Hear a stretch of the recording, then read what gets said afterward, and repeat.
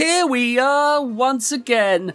Now, I've been wanting to go back for a while to see where the Battlebots reboot started. Back in 2015, I believe it was, with World Championship 1.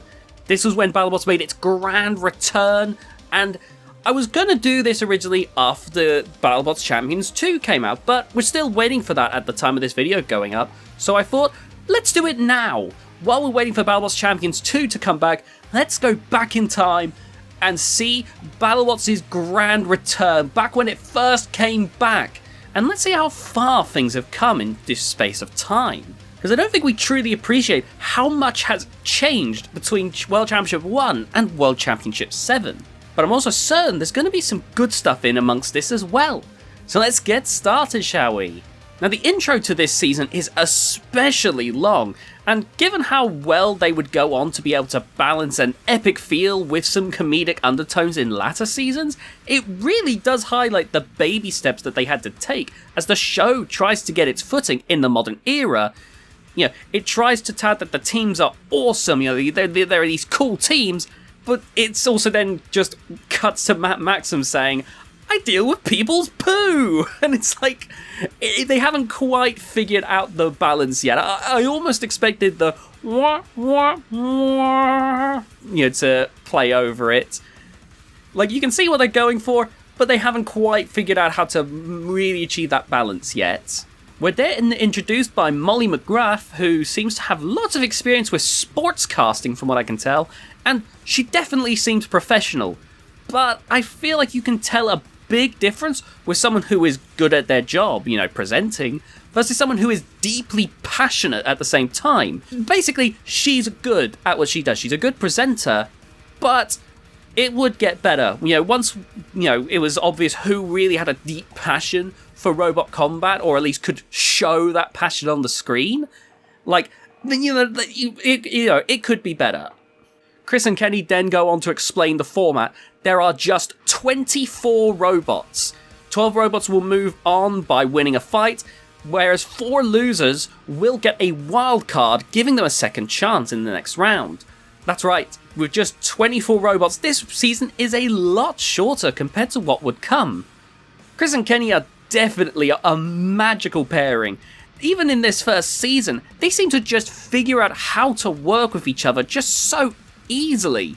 It again, of course, gets better as time goes on in the latter seasons, but you could see that they had little issue adapting to Battlebots. They were just ripe for each other.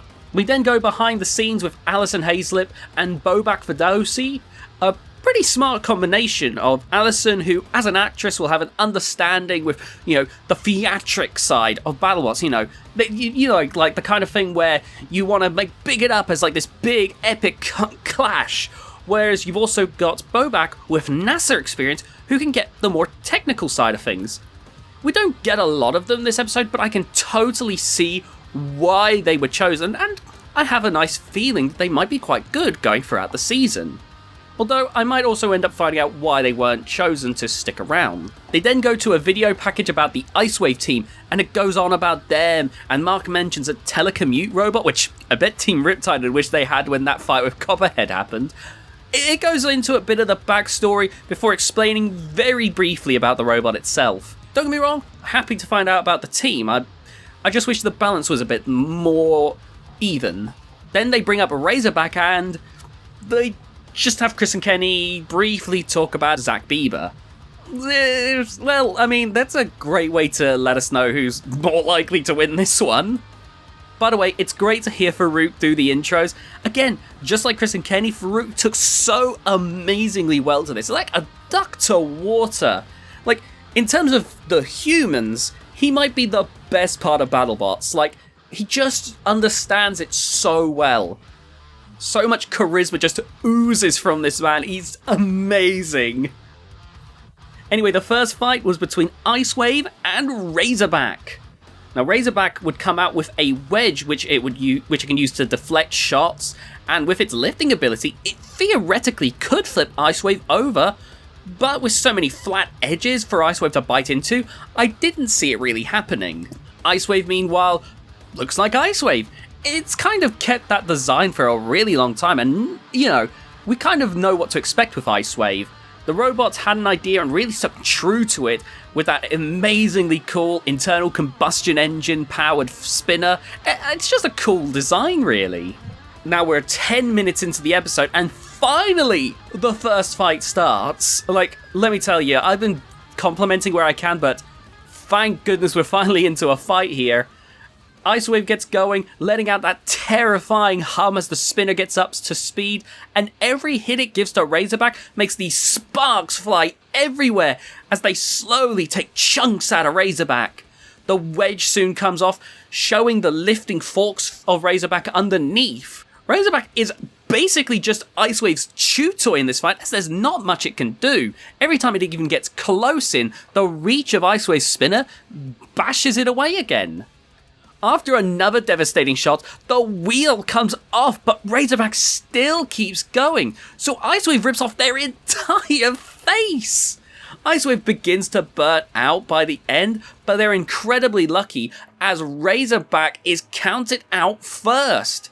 You can actually tell that the Icewave team seemed to not believe it at first, likely concerned with their own smoke. I think they assumed that they were the ones that got taken out at first until they realised that Razorback died before them, or at least that's how it appears on TV. Overall, it was a decent first fight, though nothing jaw-dropping. It had some nice carnage in, and as the very first fight of the Battlebots reboot that we've come to know and love, it has enough hard-hitting action to really whet people's appetites, in my opinion. I think it was a solid first choice. It's nothing that's gonna, you're not starting with your hardest hitter, you're starting it with something that gets you excited for what's to come. Rex versus Plan X would be our next fight. Now, Rex is an interesting idea, and one that has worked in lighter weight classes.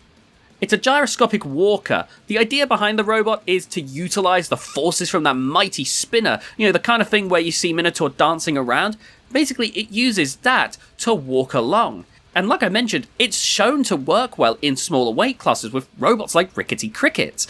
And as we've seen, sometimes smaller weight classes are proving to be where a lot of, really good weapon types are being proven. Egg Beater weapons got their starts in, the smaller weight classes. Same with Huge. And nowadays, they're running rampant in the heavyweights. So, I think there is still legs to this, though, well, we'll get into that. They get into a video package about Plan X and Lisa Winter, which, goes into Lisa Winter's history, it goes into Plan X. They've got a very interesting thing where they mentioned that the hammers spin downwards, which, there's a number of reasons why that's a very strange choice. I think they're probably just thinking of it like a hammer rather than a spinner. Like, they think if they get it up to speed, it's like a really powerful hammer shot, so maybe they're not thinking of it as that bad. But obviously, it is in fact a spinner, so it spinning downwards really inhibits how much damage they can do. Saying that though, it, according to the video package, spins up to 350 miles per hour, so yeah, that's kind of crazy. Obviously nowadays the spin limit, tip speed limit is 250 miles per hour, so I was saying about damage, but yeah, that's kind of interesting, really, isn't it? Now, Plan X has come out with this additional bit to try and deal with Rex's spinner. I don't get it, but I imagine I won't have to worry about it based on the robots in this fight. Either Rex was going to fall over instantly, or Plan X's paper-thin armor was going to get destroyed. Plan X also came out with 2 mini-bots, which was interesting. Now, the fight begins, and Rex is of course slow coming out, but like I mentioned, Plan X has to be super careful, as their armor is so thin, and Rex clearly has a lot of power behind that spinner. Rex eventually does get a small dig in, and there's just no resistance as it cuts through Plan X like warm butter. Unfortunately for Rex, they just aren't mobile enough to do much. Plan X moves around and keeps to Rex's backside to avoid that spinner, as they end up shoving Rex into the kill saws before eventually flipping them up and over, where for a bit they appear to be stuck, before Plan X finally goes in with the spinner. Getting a nice small shot in, followed then by a much meatier one. Rex does finally recover, and Plan X seems to have gotten stuck on something at some point. As the timer counts down to end the match, Rex wanders in and gets some huge damage in right at the end to try and redeem itself, tearing Plan X apart. Which means, as we go to the judges, a fight that I thought was certain to go to Plan X suddenly seems a lot more uncertain. And I was wondering, especially because Battlebots was even more damage heavy back then, like notoriously so, I wondered how this was going to shake up with the judges. Now, the judges of the fight were Fon Davis, Leyland Melvin, and Jessica Chobot, and they decided that they were still going to give it to Plan X, which I definitely agree with. Despite the major shot that Rex got in at the end, Rex was very uncontrolled throughout the fight. The walker mechanism just really didn't work as well as it should have, and Plan X was able to control the fight. It got a nice shot in. It deserved the win, in my opinion. As for the fight itself, it was a weak one, admittedly. It was a case of two very experimental robots, and the problem with experimental robots is, look, I love experimental robots, so I probably should stress that beforehand. I love when robots try new things. The problem is, when you're trying a new thing, it can have some teething problems, and you can see that with both of these robots here. Anyway, the next fight was with two, now anyway, Battlebots legends. Warhead versus the, at the time, debuting Byforce. And oh wow, Warhead. It's, they show off a video package, and it's such a cool looking, beautiful robot with this diagonal spinner. And just the Razor team have such an eye for making pretty robots that don't have any paint on them, or at least very little. But at the same time, they're fighting Byforce, so let's not kid ourselves here. We know how this fight's going to turn out. And I gotta say, it's a shame looking at the returns of Warhead and Razor, really. Like, both robots are really quite amazing. Legends of their respective eras. You know, Razor, a legend of the UK scene. Warhead, a legend of the US scene. But both robots were quite old at this point, so I'm not too shocked that they didn't do that great. But man, against a robot like Byforce, yeah, it was only ever going to go one way.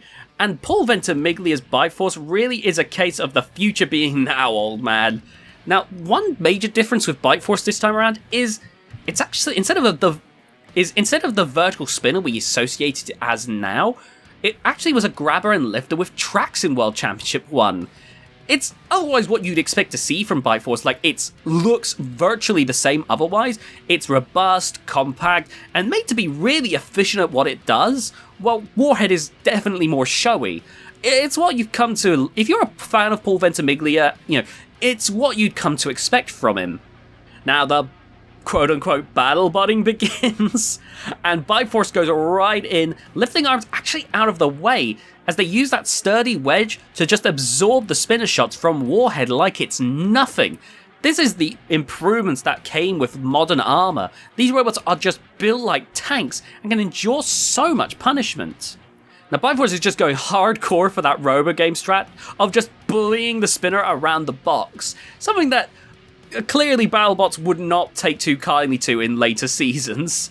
Probably why they changed the rules to make it so you have to use your weapon more. Now Warhead's spinner eventually does seem to die from just being jammed up one too many times as they're pushed into the pulverizer and then into another pulverizer. Finally, now that the spinner's out of the way, Byforce utilizes the lifter, picking Warhead up, but the lifter really struggles to get that suplex in as Byforce nearly flips itself over in the process. Now the fight ends and it goes to Byforce, though they do mention that they feel Warhead might be in for a wild card, which, based on its performance, I wouldn't see it. It didn't really do a whole lot. Byforce was dominating it for the entire fight, but I think Legacy, prediction right here, I do see Warhead making it in. Now, it wasn't the most entertaining fight ever, but, you get to see Byforce in its early stages, and it's already onto a very solid strategy with the design. I can see why, Byforce was just such an incredibly tough robot to take out. And now it was time for the main event, the final fight. Yes, really, it was Warrior Clan from Team Waiachi versus Nightmare. Two legendary teams from Battlebots clashing here. Now Nightmare is basically Battlebots' behemoth. this old design that you can tell in many ways is outdated. But it's a robot that can absolutely still dish out some shock victories and keep new teams on their toes. You know, Behemoth, while it can easily be taken out by a lot of the really good teams, if you're not careful, it has just enough lifting force to take you out like it did in that fight against former champions Apollo, and Nightmare with that powerful spinner could absolutely just send a robot flying. It was, you know, many people talk about Deep 6 like myself, and Nightmare was really the Deep 6 before Deep 6. Like this big vertical spinning wheel of death and destruction. Team Waiachi, meanwhile, are probably the scariest team to ever take part in Battlebots, in my opinion. Sure, they may not always make a robot that just consistently kills like Son of Waiachi, but they always make some shockingly capable robots. Like, think about it. You know, robots, like some of their entries include, you know, Warrior Clan, Falcon, Hydra, Fusion, Son of Waiachi. Like, even with their weaker entries, it's like really like surprisingly like good the designs they come up with. They have their problems sometimes, sure, like Fusion always seems to have like a surprise flamethrower, but like you wouldn't expect them to be able to make so many capable robots. They mentioned that this will likely be Clint Hewitt's last robot, as the next robots will be designed by the other Hewitt family members, which, let me tell you, I think they'll do fine. Warrior Clan is Warrior SKF, a small flywheel-powered flipper, something that we would later see brought to much more acclaim by robots like Blip, with 2 minibots on hand to create the clan. Now the battle begins with Warrior Clan circling Nightmare and coming in, but they're unable to do much in the beginning as Nightmare is just towering over them, and you can't really do a whole lot to stop Nightmare with those little mini-bots. And plus, when one of the mini-bots gets in under the center of Nightmare, that disc hits and it just majorly destroys that mini-bot. Though this gives Warrior time to get in the right area as they manage to flip Nightmare over. Now, I've heard that Nightmare in the modern days was, you know, working on a Shri mech. I don't know if they had it for this season, because I don't know if we ever actually got to see it in action. Which means that, unfortunately, Nightmare, while they kept that spinner going and they were running across the arena, they were never able to get the momentum going to flip themselves over before finally being caught by a pulverizer and held for a while. Eventually, though, as Nightmare keeps get that spinner going, keeps trying to get up back on their feet, they actually end up self-ootering itself. Like, they get themselves stuck. Honestly, I'm actually impressed by the torque of the weapon. Like, most robots at that point would just die. Like, most robots can't keep themselves going that long. So, I gotta say, I'm impressed, but sadly, I knew it was over for Nightmare the moment they fell over. But the fight now was officially over as Warrior Clan got the win. And that's it. They show how the tournament is shaping up so far. We have some speculation of possible wildcards, but we won't know until everyone has fought. And call me spoilt, but with only 4 fights, I did feel a little surprised that the episode was over already, and I really felt myself wanting more. The episode does feel a little too heavy in the build-up compared to the actual fighting, which, while I understand is due to the smaller amount of contestants, did leave me feeling like we could have gotten even more out of this. Still, don't take this as a negative review, as the actual fights we got were, for the most part, pretty entertaining. The only fight I wasn't too thrilled about was Byforce versus Warhead. It was a little less aggressive, but that was only okay at worst. While the rest did a great job of having some notable moments, even Rex and Plant X had a pretty good flip and some mighty damage in. So, like, these fights were pretty decent, but like I said, I just wanted more. Like, you can tell that they're not quite firing on all cylinders yet, but overall, not a bad episode. So if you want to check it out, then if you can find a place that's where you can watch Battlebots World Championship 1, I'd absolutely recommend giving it a look. It's not quite World Championship 7, but so far, based on episode 1, there's still some nice little fights in there. Plus, with robots like Tombstone on the horizon, I've got a good feeling about this season. I feel like it's only gonna get better. But there we go. That's the first episode of Battlebots World Championship 1 reviewed. At the time of recording, I haven't watched the other episodes yet. So this could get worse, or could get a lot better. So hey, if you watched World Championship 1 before, let me know what your thoughts are in the comment section down below. Have you watched this episode? You know, what was your favourite fight in it? Maybe you didn't like any of the fights in it, and you can tell me why you think I was way too nice to this episode. I'd love to hear your thoughts on it. Anyway, if you could also, subscribe if you haven't already and hit that notification bell to be notified of future videos on this channel. I think I said to drop a like on the video. Share the video around with your friends because you would get more eyes on the channel. That'd be super, super appreciated. And also, we now have a join button on the YouTube channel. If you join for a small fee, you get access to custom emotes as well as bonus videos. Every single week, I'm trying to do a bonus Robot Arena 2 challenge. And I'm also looking to do some bonus content for reviews. There should soon be a bonus Robot Wars review video to do with the Series 1 reviews. I'll hopefully have some more information when that video comes out. But yeah, I hope you look forward to that. Like I said, it's a small fee. You don't have to do it. It's, it's not the end of the world. You're not going to miss any life-changing videos or anything like that. But any support you give, even if it's just a like or a comment, that's super appreciated. And I want to thank you all so much. With that all being said, I'll see you all next time. Bye, guys!